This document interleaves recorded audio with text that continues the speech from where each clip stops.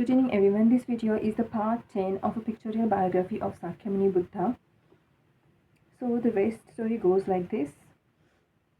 Many years after he left Kapilavastu, the Buddha went back again with his stepbrother Nanda, his cousin Ananda, and Sariputra and Mogdalayan. This time he went to visit his father King Suddhodana, who was seriously ill. Overjoyed at seeing the Buddha again, he showed some improvement and everybody thought that the king might recover. But the improvement in his health did not last for long. Since King Suddhodana was very old, he could no longer resist any onslaught of illness, and 2 or 3 days later his condition became serious once again, and finally he passed away. His death caused everybody to grieve very deeply. The Buddha's aunt Mahaprajapati had nursed and brought up the Buddha as if he were her own son. When her husband King Suddhodana passed away, she became very sad and began to feel tired of the worldly life. She came to prefer a pure kind of life, like to follow the Buddha, listen to the Buddha Dhamma, and wished she could leave home and join his group of monks in the practice of Dhamma. So she led a group of women who were unwilling to become court ladies, and they followed the Buddha everywhere. Lady Mahaprajapati requested the Buddha's kind permission to let her leave home and become a nun so that she could follow him closely and learn and practice according to his teaching as other bhikshus did. Although she implored him again and again that she and other women be accepted as bhiksunis, she was 3 times refused by Buddha. At this time, she became so disappointed and felt so deeply hurt that she and the other women all began to weep. When King Suddhodana's cremation was ended, the Buddha left Kapilavastu and began traveling and preaching from place to place. At one point, he came to the country of Vaisali and resided at the Mahavana monastery. Lady Mahaprajapati and her group of women all shaved their heads, put on khasiyas, robes for monks or nuns, and journeyed on foot toward Vaisali. They could only walk a short distance each day, so it took them a long time to arrive finally at Mahavana monastery where the Buddha was staying. When they arrived, after walking for a long time, their feet were all swollen and their bodies had become thin and weakened by fatigue. Mahaprajapati stood at the entrance to the monastery and could not hold back her tears. Ananda had just come out of the monastery gate and found the lady weeping sorrowfully. He asked her why she was crying. The lady said, "Venerable Ananda, the Buddha did not allow me and my women to leave home. I want nothing else. I wish only to leave home and become a nun. And so I'm crying." Ananda consoled her, "My noble lady, please wait here for a little while. If this is so, I shall entreat the Buddha to have compassion and to allow women to practice Dharma as well as the bhikshus." Promising the lady that he would do all that he could to help her, Ananda then went back into monastery to see the Buddha. With deep reverence, he requested that the Buddha show his mercy and let women leave home as men were allowed to do. But the Buddha replied, "Ananda, no, no, do not ask me to do this." Ananda did not back down, but with courage persisted in his entreaty for a second and even a third time. But even so, the Buddha refused his request each time. Ananda thought to himself, "The Buddha does not consent upon my direct request. Maybe he will consent if I plead in a different way." So he asked Buddha, if women quit worldly affairs and become nuns and strictly practice pure living according to Dhamma, will they be able, following the order of the holy path, to attain to the four fruits? Will they be able to attain nirvana? The Buddha replied, "Ananda, if women quit worldly affairs, become nuns, and practice according to Dhamma, they too can during this present lifetime attain the stages of Arhat and Nirvana." Ananda then said, "In that case, I beg the Buddha to consider that Lady Mahaprajapati has in former times done you the greatest favor, for she is your aunt, as well as your foster mother, and she breastfed you from the time your mother passed away, as well as teaching you and bringing you up in place of your mother. Buddha, I beg you, for the sake of this lady, kindly allow women to leave home like men, so that they can also practice the Buddha Dhamma in pursuit of the highest holy fruit that you have expounded to the people of the world." The Buddha said, "All right, Ananda, if Lady Mahaprajapati is willing to observe the 8 ways of showing respect strictly, I shall allow her to leave home. Then he explained the 8 forms of showing respect to Ananda, and finally he stood up and said, Ananda, if Lady Mahaprajapati willingly observes these 8 forms of showing respect all her life, she will be a bhikshuni, pure in conduct and complete in virtue. Having obtained the Buddha's permission, Ananda went out to tell Lady Mahaprajapati what the Buddha had said. The lady was very happy, and she said to Ananda, young girls love to dress up.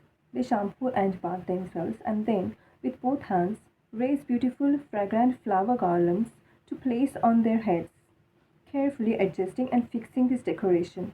Likewise, I shall observe the 8 commandments as if they were a garland of flowers on a young girl's head, and make sure that this garland does not fall from my head throughout my life. Ananda returned to see the Buddha once again, bowed and then said, Buddha, Lady Mahaprajapati is willing to observe strictly the 8 ways of showing respect that you have mentioned, for she has now realized her desire of being able to become a bhikshuni. The Buddha said, Ananda, with women in the altar, the correct doctrine of Dharma will prevail for a shorter period than with men. For if a tribe has more women than men, how can they ward off ferocious bandits and resist outside oppression? With women as nuns, the Buddha Dharma cannot prevail for a very long time. According to the Buddha's prediction, if women join the Sangha, starting with Mahaprajapati as the first bhikshuni, the time of prevalence of Dharma would be shortened by 500 years. Of all the disciples of the Buddha, Ananda, his cousin, revered the Buddha most. He was therefore selected to be the Buddha's close attendant. Another of Buddha's cousins had also left home and similarly become a monk when the Buddha was 55 years old. But this cousin's actions were all contrary to Ananda's. Instead of obeying and serving the Buddha, he competed with him on every occasion, was very envious of him, and tried every trick with the help of evil people among his relatives and friends to disrupt the Sangha. This cousin's name was Devadatta. Devadatta was a haughty man.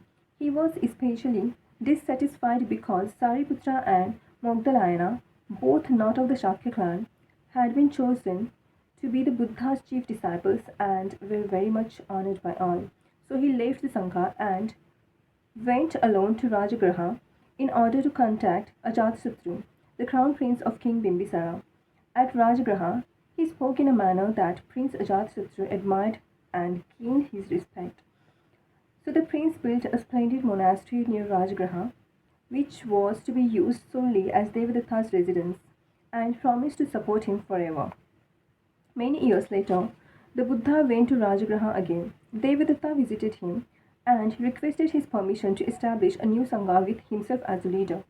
The Buddha turned down his request, explaining that anything that divides a Sangha would not result in good consequences. But Devadatta persisted in carrying out his own plan regardless of the Buddha's warning, and his plan had the complete support of Prince Ajatasattu. However, King Bimbisara, the prince's father, remained a firm supporter of the Buddha and flatly refused to cooperate in establishing the new Sangha. Using devious means, Devadatta enticed Prince Ajatasattu so that the latter trusted him completely and did everything according to his intention.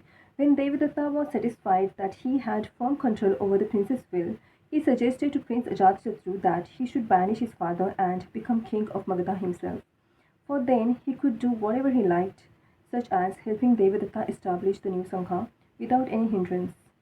Prince Ajatasattu followed his suggestion. He put his father in prison, gave him no food, and finally starved him to death. This incident occurred in the 37th year after the Buddha attained the state of perfect enlightenment. Now Devadatta had enough power to make his move, for the new king was his friend and supporter, willing to do, with all his effort, whatever Devadatta proposed to him. So Devadatta asked the prince to recruit a group of skillful archers and hire them at high pay to kill the Buddha. But when they came upon the Buddha's residence and noticed the peace, kindness, solemnity, and reverence in the Buddha's manner, they were very much impressed and immediately realized that they should not harm the Buddha. So they went all together to the Buddha and confessed to him that they felt guilty at being hired to perform such an evil act. The Buddha pardoned them and consoled them gently, and they in turn all vowed to follow the Buddha as his disciples. When all plots to kill Buddha by using other people failed, Devadatta decided to take matters into his own hands and to do it himself. He waited on the side of Rudrakuta mountain above a road near the Buddha's residence, which the Buddha often used to go on. One evening, just as the Buddha was walking by, Devadatta, hiding above, pushed a huge stone down the hillside, intending to kill the Buddha. But the stone, which was aimed at Buddha's head, suddenly broke into many small pieces. Only one sharp fragment hit the Buddha's foot, causing some bleeding, but no serious damage. The Buddha returned to the monastery and received treatment from the famous physician Jivaka. Again, his deadly plot had failed, but Devadatta still continued eagerly to do harm to the Buddha. This time, his plan was to set loose the wild elephant Nalagiri in order to kill the Buddha on the road. The Buddha took when he went begging for food at Rajagriha. However, when the wild elephant approached the Buddha, it failed to act as Devadatta had expected, but on the contrary became calm, for it was tamed by the Buddha's enormous compassion. Thereafter, Devadatta could do nothing but cease planning to murder the Buddha, yet he still intended to disturb the Sangha. In order to give the bhikshus the impression that what he practiced was even stricter than what the Buddha taught, Devadatta once again went to see the Buddha, acting as if he had never even tried to disturb the Sangha. He requested the Buddha to enforce a more stringent code of behavior, as other monastic sects did, such as not allowing bhikshus to live in a covered house, but only in the open under trees in the forest. He also asked the Buddha to prevent bhikshus from eating any kind of meat, and he suggested to the Buddha that anyone who failed to observe this rule should be ousted from the Sangha. The Buddha openly refused Devadatta's request, saying if some bhikshus prefer to live in the open or under trees, they are free to do so. But if anyone does not like to do so, he may choose to live in whatever kind of accommodation his patron provides. Regarding Devadatta's other suggestions for tightening up of the rules, the Buddha ruled in a similar manner. If anyone wishes to eat only the food he had baked, or to wear clothes made only of cloth strips picked up in the woods or from garbage piles, or to eat only vegetables and no meat, he is free to do so. But if someone does not wish to do so, he does not have to. Finally, Buddha warned Devadatta, do not attempt to do anything to disturb the Sangha, for you will reap the evil fruits of such an attempt. Devadatta, however, paid no attention to the Buddha's warning and took his leave feeling very spiteful. Soon he led away a group of bhikshus who trusted him, formed a new Sangha in the country with himself as their leader, and strictly observed his new code of living. Being aware of all this, the Buddha sent Sariputra to advise this group of bhikshus to get themselves out of this unfortunate situation. Sariputra arrived just as Devadatta was taking his nap. He then related honestly what the Buddha's opinion was regarding the formation of the new Sangha and also pointed out to them many facts about Devadatta's character and actions. This new information and insight changed the minds of all the bhikshus, and they all returned to the Buddha with Sariputra. When Devadatta woke up from his afternoon nap, he became aware that it was everywhere unusually still. He came out to investigate, and there was not a single bhiksu remaining. After a while, others told him that Sariputra had come and talked to the bhikshus and took them back to the Buddha. Devadatta was extremely furious, but since he could not walk for a long way because of his body was weak, he ordered his servants to prepare the sedan chair and to carry him to see the Buddha so that he could find out what the Buddha's purpose was in drawing back to himself all the bhikshus. When the bhikshus learned that Devadatta was approaching in a rage, they offered their opinion, requesting the Buddha that he should hide himself, for they feared that an irritated Devadatta might become dangerous when he saw the Buddha. But the Buddha was not in the least afraid. He said to Sariputra, Devadatta cannot do any harm to the Buddha. Later on, people found that what the Buddha had said was entirely true, for the bhikshus were soon informed that Devadatta had died unexpectedly when the chair bearers paused on the road for a short rest. From that time until the Buddha's nirvana, the Sangha was never disrupted again. The Buddha taught and converted beings for altogether 45 years. He traveled to and from the neighbors' kingdoms in India, both large and small, always on foot, never using any vehicle.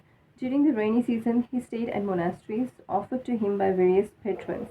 The places the Buddha stayed at most often were Venuvana near Rajgraha, offered to him by King Bimbisara, and Jetavana near Shravasti, donated by Anath Pinjika. During all these years, the Buddha worked diligently every day to teach and propagate the Dhamma. The Buddha usually got up before dawn, took a bath, and then went into samadhi to examine people's natures and characters. When he found that someone was suitable and ready to accept his teaching, he would go to that person's place and convert him that very day. After daybreak, the Buddha put on his robe, took his bowl, and went for alms from people in the neighborhood. He sometimes went alone and sometimes with bhiksus in neat files, everyone with bowl in hand, and in a peaceful and gracious manner they passed by one house after another, accepting food from all patrons. Sometimes there were people who respectfully invited the Buddha to their homes to accept offerings. The Buddha usually accepted the invitation if there only was a proper reason. At the patron's home, the Buddha would sit on a prepared mat, and the patron would take the Buddha's bowl and fill it with the best food and offer it to him. After eating the food and washing his hands, the Buddha expounded Dharma to the people who were there, causing them to understand that after doing good or bad things, they would correspondingly gain either happiness or misery. In the monastery, the Buddha used to sit quietly in the rest hall or under a tree in the surroundings, waiting until all the bhiksus had returned from their alms round and had finished eating, and went then for a while into his room to rest. When all the bhiksus had assembled in the discussion hall, the Buddha would give a sermon that befitted the particular occasion, or he would encourage the bhiksus during their discussions to learn and practice diligently the Buddha Dhamma so that they might achieve the final goal of attaining nirvana in this present life. When the Buddha had finished expounding the Dhamma, some bhiksus often requested the Buddha to outline the main objectives of Dhamma so that they could understand and recite in a way that befitted their particular natures and capacities. The Buddha would then consider the nature and the degree of advancement of the individual and give an easy, intelligible, or a very deep verse that was most suitable for the particular person.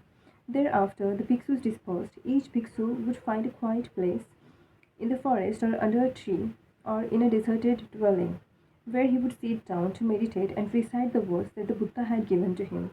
The Buddha would also return to his own living quarters. In summertime, if the Buddha stayed at certain places, the people in the neighborhood would come to visit him in the evening.